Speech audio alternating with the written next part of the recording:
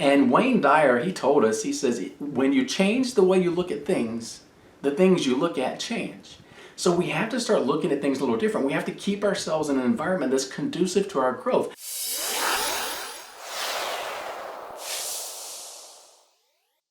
Hey guys, Stacy here with you today. For today's video and for the next couple, we're going to talk about the importance of environment when it comes to our personal growth. So this is a continuation of our journey of personal growth, and this is one of the things that I think we often overlook. So let's just say we get this big idea of something that we want to change about ourselves, change in our lives. Maybe it's something business related, family related, or it could be very personal. Maybe it's I want to eat less, or I want to cut out booze or something out of my life. I want to break an attachment that's in my life. Maybe it's an attachment to an addiction, or maybe it's an attachment to things, and I want to break it. So you start changing yourself. We start to look inward and start to change ourselves, but we lose sight of the fact that we are products of the environment in which we live. And so there's some other things that really we need to think about if we're going to truly create a change that will last. So one of the reasons a lot of us fail in our attempts to change is we continue to be a part of the same things we were a part of. We continue to be among the same friends with whom we've been associating. We continue to listen to the same things. And I'm telling you, the environment in which we place ourselves is just so important. And so for this week, what I'd like you to focus on is, number one, analyze the environment that you're currently in. What are some things that you're trying to change? What are some things you're trying to do differently?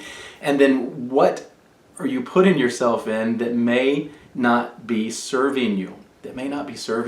And let's start looking. So just start right off. What are you thinking? What are you pouring into your mind? So a lot of us, we I'm gonna achieve this great thing, and I'm gonna start reading, and I'm gonna do so many different things. Yet we continue to live in a home with a television in every room of the house, and they're on so much that we get that dreaded message.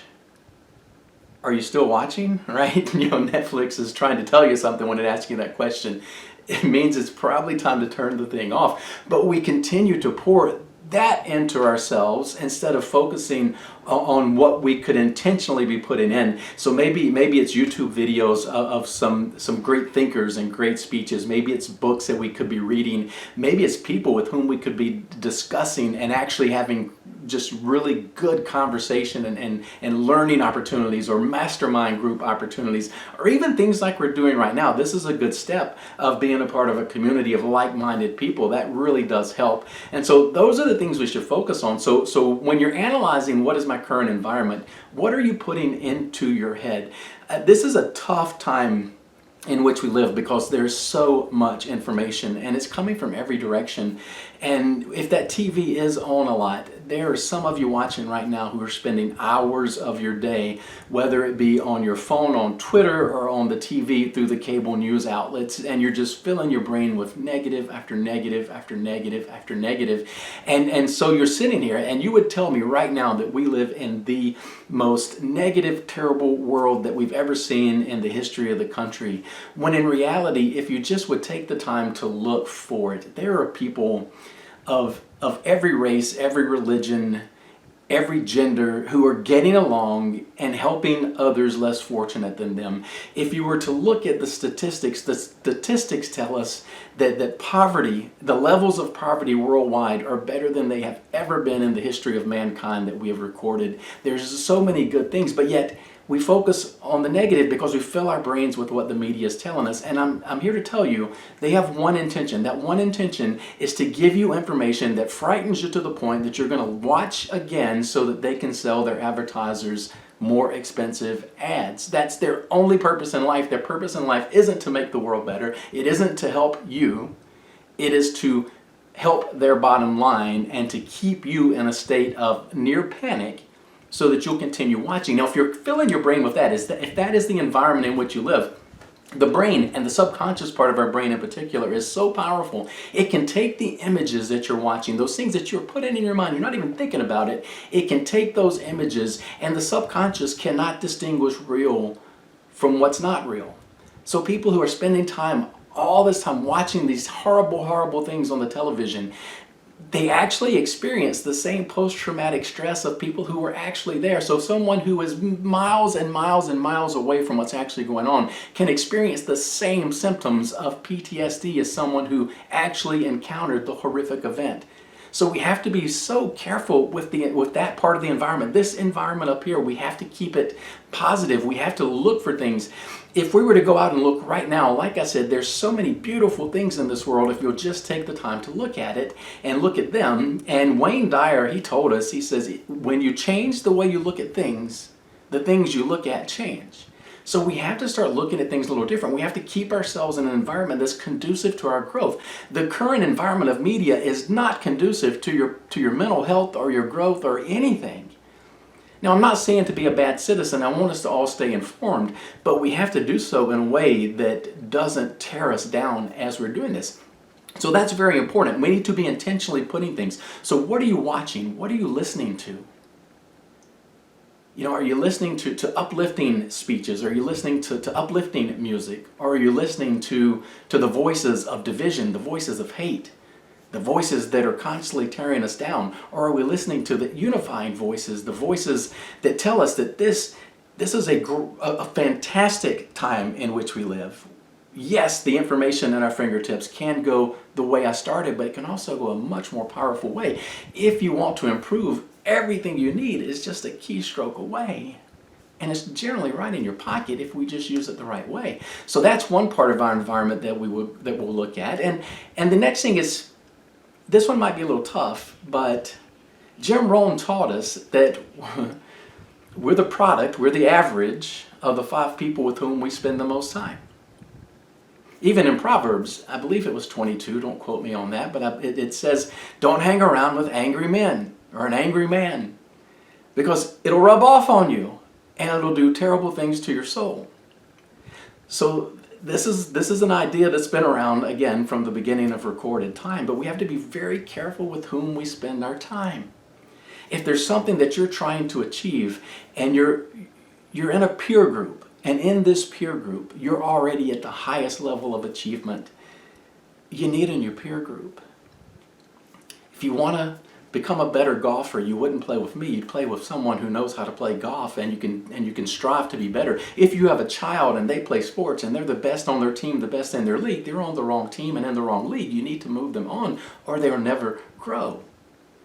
So we have to be very careful with whom we're spending our time. And so many people, man, they're going to, with the biggest heart and the most love, they're going to come to you and give you advice that's going to hold you back. So you need to be not just careful with whom you spend your time, but you need to be extra careful, because it needs to be people who are on a similar journey and are a little bit ahead that can give you and speak truth into your life and tell you what's really going on, tell you really what's what, so that you can learn and grow and start to make better decisions, better choices to get the results you're looking for. Now, we talked about what we think, we talked about with whom we spend our time and with whom we're talking, but your physical environment is very important as well. So I'll just say this. This morning I was running a half marathon. So I'm out running, it's terribly hot, right? And I'm trying to go slow. I'm in roads that are typically pretty lonely, nobody but me. I started nice and early. And there's this one stretch that goes right by the highway and goes down by one of the few stores that are here in my area. And there are actually people that are watching. That simple change of environment were the fastest 3 miles of the entire 13.1 miles that I ran. And it's totally imperceptible, but that slight change of a physical environment, the eyes that were on me, without even consciously thinking. As a matter of fact, not only was I not consciously thinking about trying to go faster, I was consciously thinking I need to be very careful and not go faster, because I got a long ways to go. And I don't want to die here at the end and not be able to finish. And so even trying my best consciously to hold back the pace, those 3 miles were on average about 25 seconds per mile faster than any other miles I ran, simply because I was suddenly in a different environment. Those miles, they didn't feel any harder. As a matter of fact, they felt easier because the environment changed, my mindset changed. So your physical environment around you can absolutely have an impact on your mindset. If there's a habit you're trying to break, maybe we're trying to cut out the booze, maybe we're trying to lose some weight, but yet we're still living in homes that have lots of bad food choices available and lots of possibly booze available. And while that's available, while that's in your environment, the energy that's coming from those things, I mean, I don't want to get too out there for you, but they have energy. Everything is made up of energy, and the energy that's coming from those things are speaking to you whether you know it or not. And it's going to make it awfully hard because you didn't go the extra step. You decided that I want to change in here, but you didn't do anything about changing what's going on out here. So today, what I would ask you to analyze is what are you consciously doing to your mind? What are you putting in here? Are you filling it with the good stuff? Or are you just letting the world fill it with whatever it wants to fill? That's not an environment that's going to be conducive to your growth. The people with whom we associate, that's number two. Are you hanging out with folks that are actually pouring into your life, that are actually helping, that are again, you can go to for advice because they've done things and been places and seen things that you have yet to see along the same path? Are you consciously choosing with whom to spend your time? Are you constantly seeking out intentionally the people that you want to ask those serious questions to? Or again, are we just letting our lives operate on autopilot? And then third, your physical environment around you. What are you keeping around you? So if we are trying to learn and grow, do you keep that TV on all the time? Is Netflix constantly asking you, are you still watching? Or do you have your room set up where you can go to that you know this is my space? What are you doing with your environment? Because your environment is so important. Think of it as a seed. In the proper environment, an acorn can turn into a mighty oak. Right? There's so much potential that lives within that acorn. But in the wrong environment, if it were to sit it right here on the floor in front of me and do nothing to it, all of the potential goes to waste.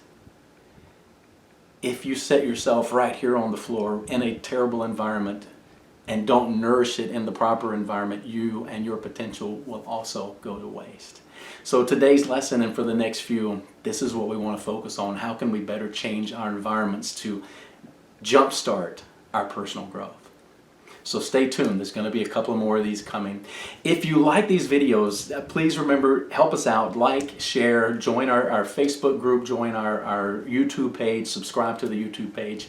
Help us out. We want to grow a big community, and I'd love to start seeing some comments coming through so that we can speak to one another and start to help one another as a group. But once again, thank you guys so much for watching. We'll see you next time.